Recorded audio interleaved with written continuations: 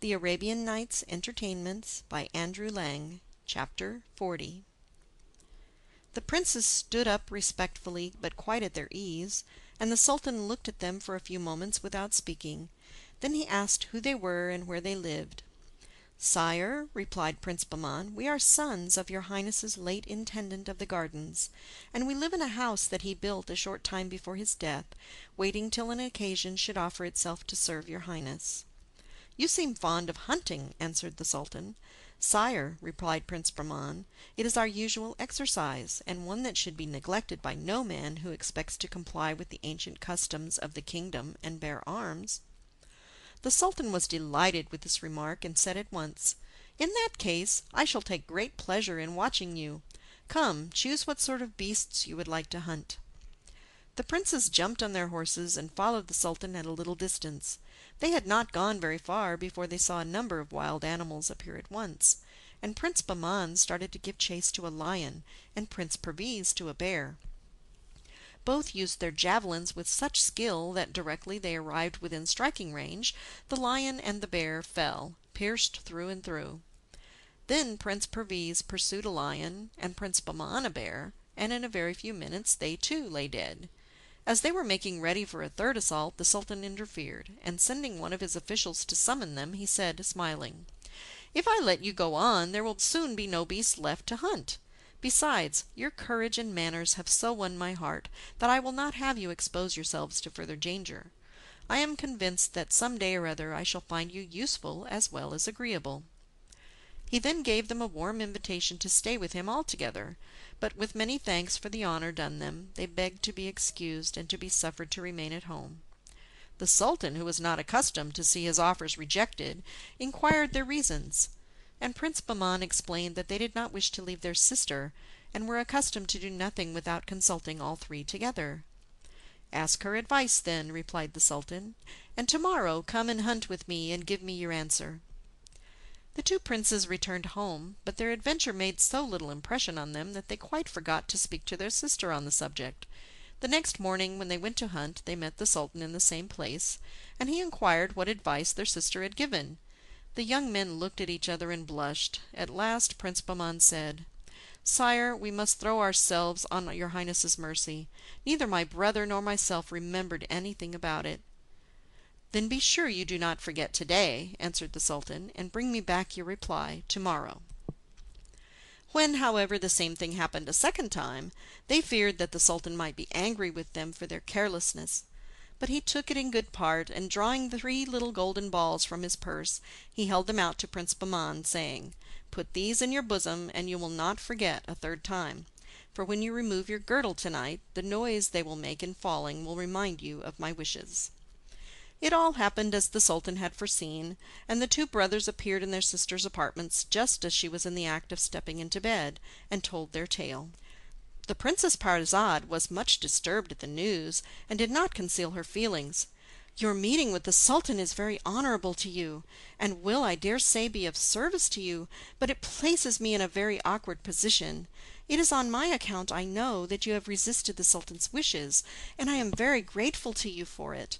But kings do not like to have their offers refused, and in time he would bear a grudge against you, which would render me very unhappy. Consult the talking bird, who is wise and far-seeing, and let me hear what he says." So the bird was sent for, and the case laid before him. "The princes must on no account refuse the Sultan's proposal," said he, "and they must even invite him to come and see your home." "But, bird," objected the princess, "you know how dearly we love each other. Will not all this spoil our friendship?" "Not at all," replied the bird. "It will make it all the closer." "Then the Sultan will have to see me," said the princess. The bird answered that it was necessary that he should see her, and everything would turn out for the best. The following morning, when the Sultan inquired if they had spoken to their sister, and what advice she had given them, Prince Bahman replied that they were ready to agree to his Highness's wishes, and that their sister had reproved them for their hesitation about the matter. The Sultan received their excuses with great kindness, and told them that he was sure they would be equally faithful to him, and kept them by his side for the rest of the day, to the vexation of the Grand Vizier and the rest of the court. When the procession entered in this order the gates of the capital, the eyes of the people who crowded the streets were fixed on the two young men, strangers to everyone. "Oh, if only the Sultan had sons like that!" they murmured. "They look so distinguished and are about the same age that his sons would have been." The Sultan commanded that splendid apartments should be prepared for the two brothers, and even insisted that they should sit at table with him. During dinner he led the conversation to various scientific subjects, and also to history, of which he was especially fond, but whatever topic they might be discussing, he found that the views of the young men were always worth listening to. "If they were my own sons," he said to himself, "they could not be better educated." And aloud he complimented them on their learning and taste for knowledge. At the end of the evening the princes once more prostrated themselves before the throne, and asked leave to return home. And then, encouraged by the gracious words of farewell uttered by the Sultan, Prince Bahman said, "Sire, may we dare to take the liberty of asking whether you would do us and our sister the honor of resting for a few minutes at our house, the first time the hunt passes that way?" "With the utmost pleasure," replied the Sultan, "and as I am all impatience to see the sister of such accomplished young men, you may expect me the day after tomorrow."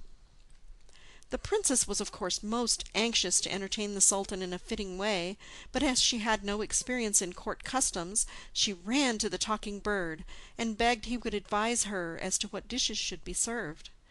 "My dear mistress," replied the bird, "your cooks are very good, and you can safely leave all to them, except that you must be careful to have a dish of cucumbers stuffed with pearl sauce served with the first course."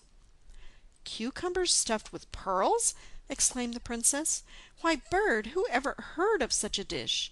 The Sultan will expect a dinner he can eat, not one that he can only admire. Besides, if I were to use all the pearls I possess, they would not half be enough." "Mistress," replied the bird, "and do what I tell you, and nothing but good will come of it. And as to the pearls, if you go at dawn tomorrow and dig at the foot of the first tree in the park, on the right hand, you will find as many as you want." The princess had faith in the bird, who generally proved to be right, and taking the gardener with her early next morning, followed out his directions carefully. After digging for some time, they came upon a golden box, fastened with little clasps. These were easily undone, and the box was found to be full of pearls, not very large ones, but well shaped and of good color. So, leaving the gardener to fill up the hole he had made under the tree, the princess took up the box and returned to the house. The two princes had seen her go out, and had wondered what could have made her rise so early. Full of curiosity, they got up and dressed, and met their sister as she was returning with the box under her arm. "What have you been doing?" they asked, "and did the gardener come to tell you he had found a treasure?" "On the contrary," replied the princess, "it is I who have found one." And opening the box she showed her astonished brothers the pearls inside. Then on the way back to the palace she told them of her consultation with the bird, and the advice it had given her. All three tried to guess the meaning of the singular counsel, but they were forced at last to admit the explanation was beyond them, and they must be content blindly to obey. The first thing the princess did on entering the palace was to send for the head cook, and to order the repast for the Sultan.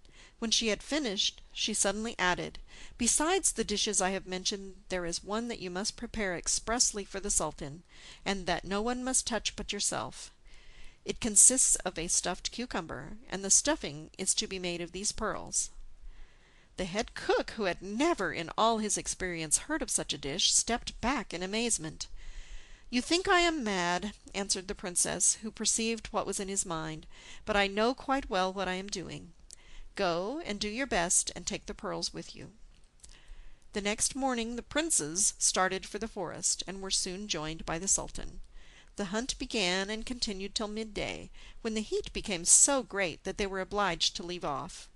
Then, as arranged, they turned their horses' heads toward the palace, and while Prince Bahman remained by the side of the Sultan, Prince Perviz rode on to warn his sister of their approach. The moment his Highness entered the courtyard, the princess flung herself at his feet, but he bent and raised her, and gazed at her for some time, struck with her grace and beauty, and also with the indefinable air of courts that seemed to hang around this country girl. "They are all worthy one of the other," he said to himself, "and I am not surprised that they think so much of her opinions. I must know more of them." By this time the princess had recovered from the first embarrassment of meeting, and proceeded to make her speech of welcome. "This is only a simple country house, sire, suitable to people like ourselves who live a quiet life. It cannot compare with the great city mansions, much less, of course, with the smallest of the Sultan's palaces." "I cannot quite agree with you," he replied. "Even the little that I have seen I admire greatly, and I will reserve my judgment until you have shown me the whole." The princess then led the way from room to room, and the Sultan examined everything carefully. "Do you call this a simple country house?" he said at last. "Why, if every country house was like this, the towns would soon be deserted. I am no longer astonished that you do not wish to leave it. Let us go into the gardens, which I am sure are no less beautiful than the rooms." A small door opened straight into the garden, and the first object that met the Sultan's eyes was the golden water. "What lovely colored water!" he exclaimed. "Where is the spring, and how do you make the fountain rise so high? I do not believe there is anything like it in the world." He went forward to examine it, and when he had satisfied his curiosity, the princess conducted him towards the singing tree. As they drew near, the Sultan was startled by the sound of strange voices, but could see nothing. "Where have you hidden your musicians?" he asked the princess. "Are they up in the air or under the earth? Surely the owners of such charming voices ought not to conceal themselves." "Sire," answered the princess, "the voices all come from the tree, which is straight in front of us, and if you will deign to advance a few steps, you will see that they become clearer." The Sultan did as he was told, and was so wrapped in delight at what he heard that he stood some time in silence. "Tell me, madam, I pray you," he said at last, "how this marvelous tree came into your garden. It must have been brought from a great distance, or else, fond as I am of all curiosities, I could not have missed hearing of it. What is its name?" "The only name it has, sire," replied she, "is the singing tree, and it is not a native of this country. Its history is mixed up with those of the golden water and the talking bird, which you have not yet seen. If your highness wishes, I will tell you the whole story when you have recovered from your fatigue."